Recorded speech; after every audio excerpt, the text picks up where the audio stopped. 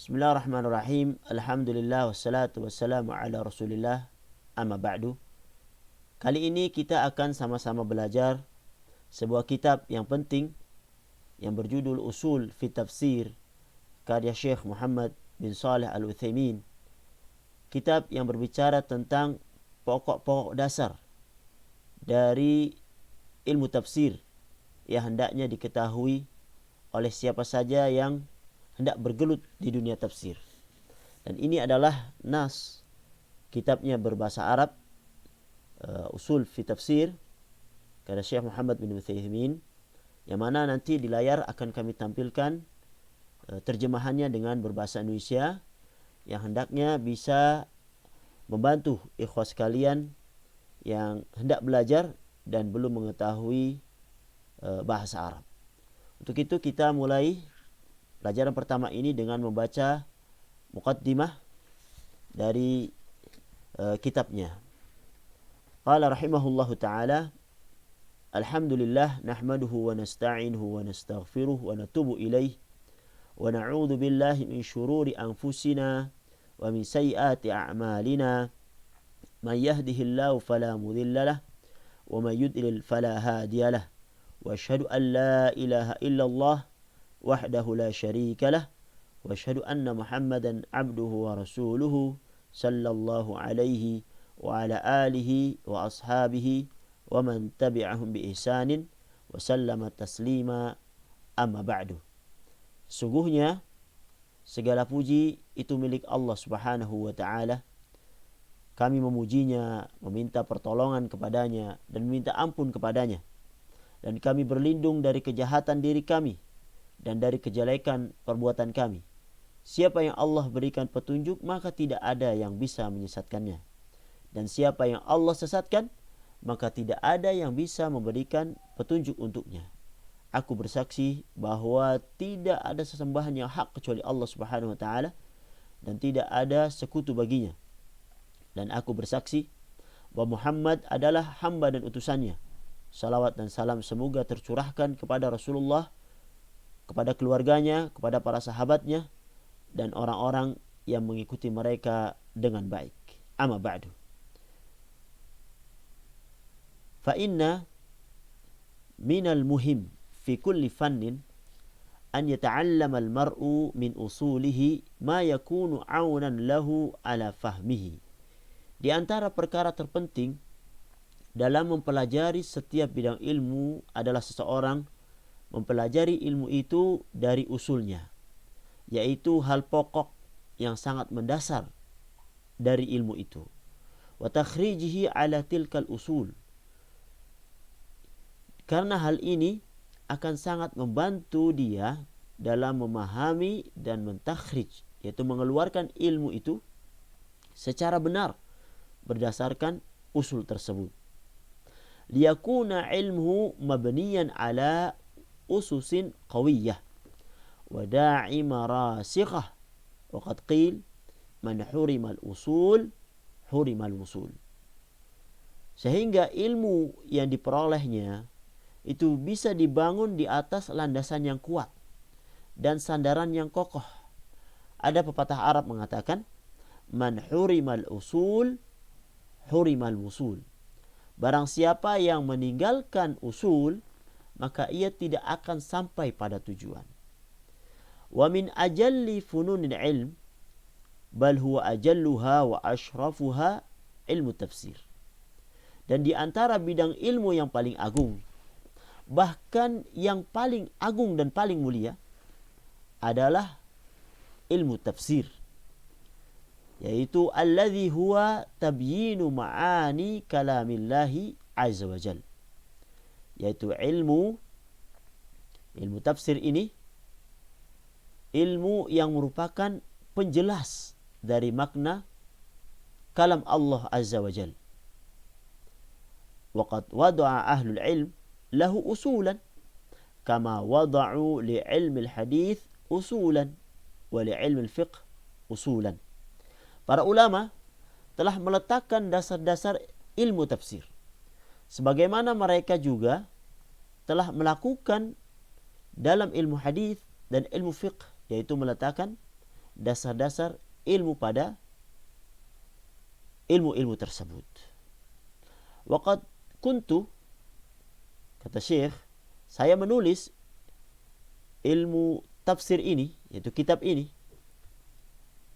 Waqad kuntu katabtu min hadzal ilmi ma tayassara litullabil ma'ahidil ilmiyah fi Jami'atil Imam Muhammad bin Saud Al-Islamiyah.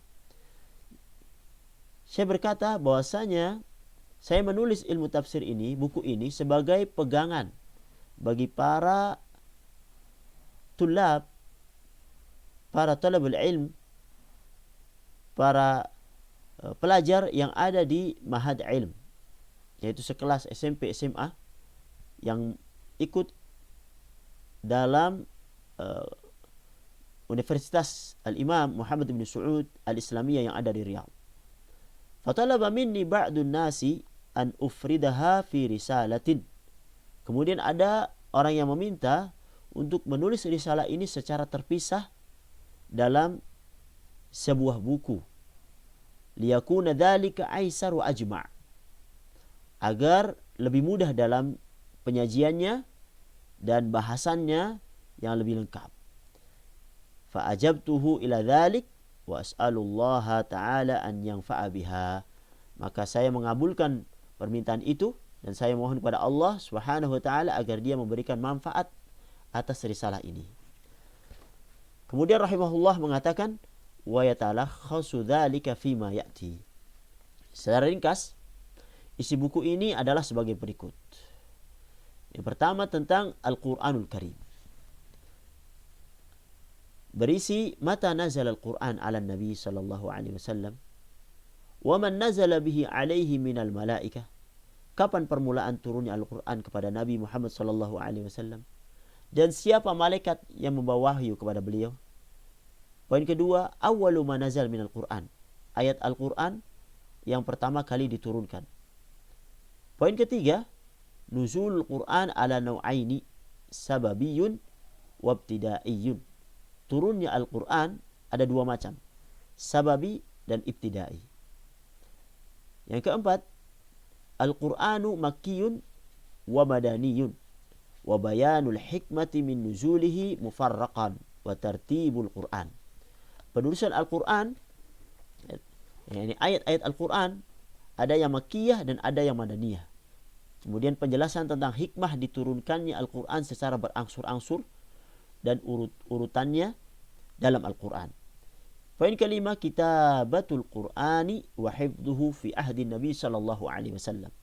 Penulisan Al-Qur'an dan pemeliharaannya pada masa Nabi sallallahu alaihi wasallam. Poin yang keenam, jam'ul Qur'ani fi ahdi Abi Bakrin wa Uthman radhiyallahu anhuma. Mengumpulkan Al-Qur'an pada masa Abu Bakar dan Uthman radhiyallahu anhuma. Kemudian yang selanjutnya Syekh berbicara tentang at-tafsir, yang berisi pertama makna tafsir lughatan wa istilahan wa bayanu hukmihi wal gharadi minhu. Makna tafsir secara bahasa dan istilah, penjelasan tentang hukumnya dan manfaat ilmu tafsir itu. Yang kedua, al-wajibu 'alal muslimi fi tafsir al-Qur'an. Kewajiban bagi seorang muslim dalam menafsirkan Al-Qur'an. Yang ketiga, al-marji'u fi tafsir ila ma ya'ti. Sumber rujukan dalam menafsirkan Al-Qur'an, yaitu sebagai berikut. Yang pertama, kalamullahi ta'ala bihaits yufassarul Qur'anu bil Qur'an. Yang pertama, kalamullah, yaitu berfungsi sebagai penafsir Al-Qur'an dengan Al-Qur'an.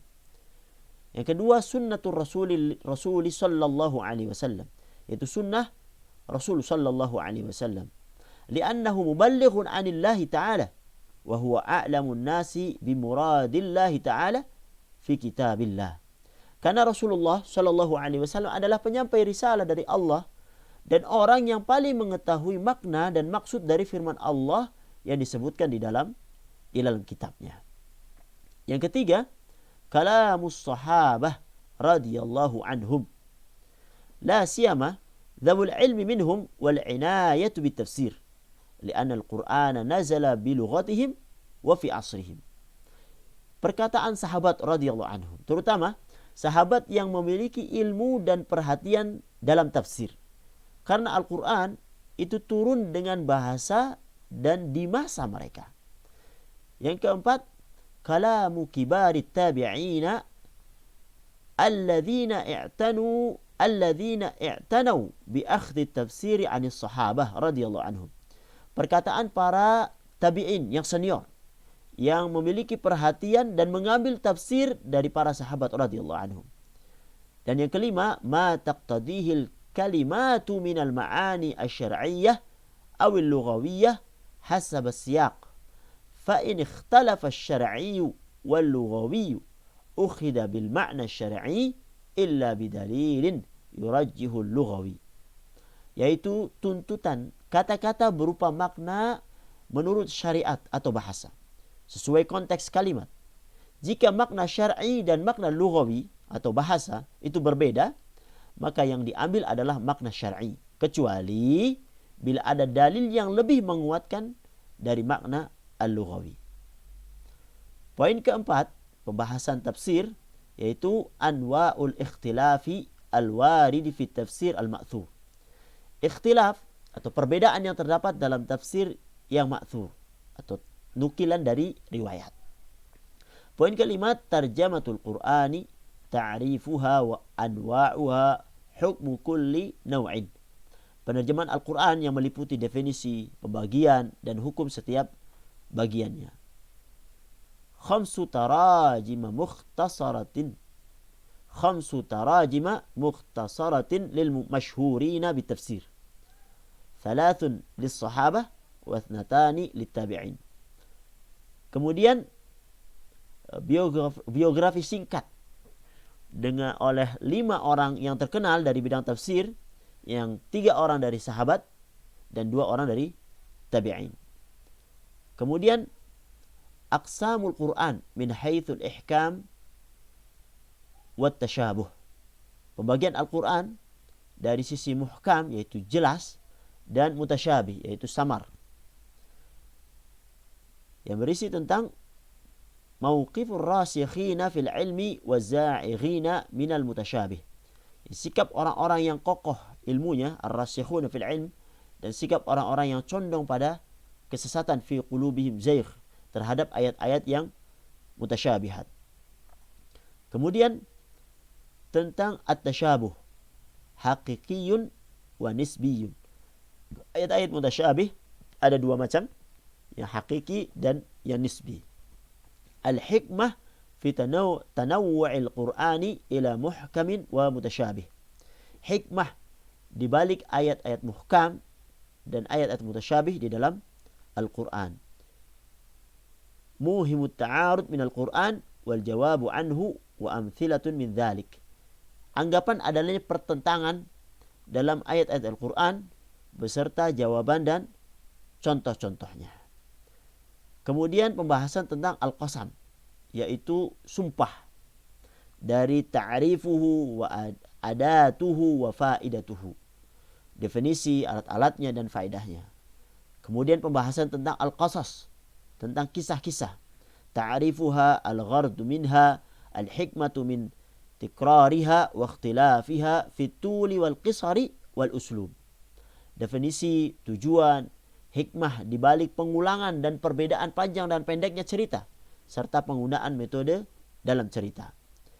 Kemudian tentang al-israiliyat allati uqhimat fi tafsir wa mauqiful ulama'i minha.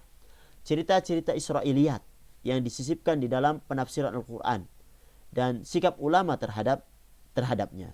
Kemudian pembahasan terakhir tentang ad-dhamir, ta'rifuhu, marji'uhu, al-idhar fi mawdi' al-idmar wa faidatuhu, al-iltifatu wa faidatuhu, dhamirul fasli wa faidatuhu. Tentang dhamir, pembahasan tentang kata ganti, baik dari sisi definisi, sumber rujukan, isim zahir yang menempati posisi isim dhamir dan faedahnya, pengalihan dhamir dan faedahnya, dan juga dhamir fasl, dhamir terpisah dan faedahnya. Itulah kurang lebih yang akan dibahas di dalam pembahasan kitab ini, usul fi tafsir, seolah-olah muqaddimah ini sebagai daftar isi dari apa-apa yang akan disampaikan. Inilah yang bisa disampaikan untuk muqaddimah. Untuk selanjutnya kita akan masuk ke pelajaran selanjutnya tentang pembahasan yang pertama, yaitu Al-Quranul Karim. Hadza wa sallallahu ala Muhammad wa ala alihi wa sahbihi ajma'in.